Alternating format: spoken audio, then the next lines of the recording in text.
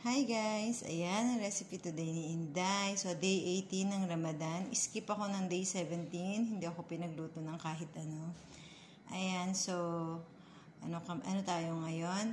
Legs of lamb for today. So, oven yan for 4 hours. And then, mamaya, magiging sauce nito, kukunin ni Inday, and then gagawin niyang gravy. Ayan, so yan. Diba? Day 18 ng Ramadan. Thank you for watching and God bless. So, I'll see you later again.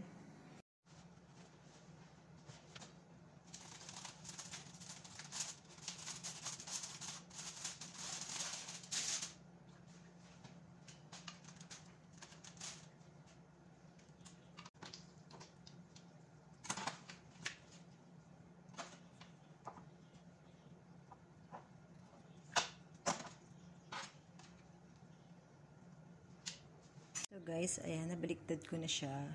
Yung oven pa rin yan. For 2 hours, pinaliktad ko siya. Low fire na yan. Okay. So later kukunin ko yung sabaw niyang pakikita ko mamaya.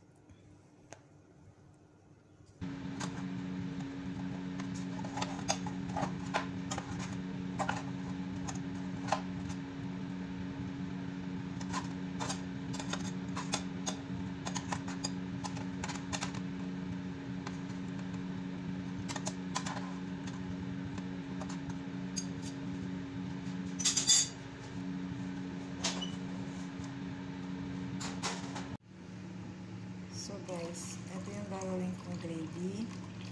Ayan, tinatanggal ko yung oil kaya mayroon akong gamit na ganito kasi para hindi mapasama yung maraming oil niya. So yung talagang tubig lang na sauce ang makukuha.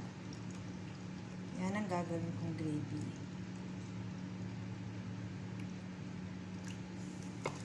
Yan. So guys, ayan na. Tumatawag na siya.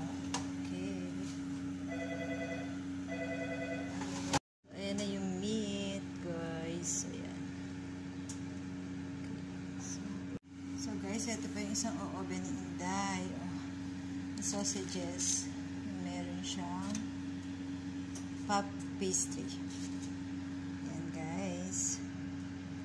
Oven na siya. So, ka-open ko lang nun kasi taas yung nakabukas kanina. Ayan po ang salad, roca, at ang dressing niya ay ang sweet and sour na lasa na dressing. Ayan.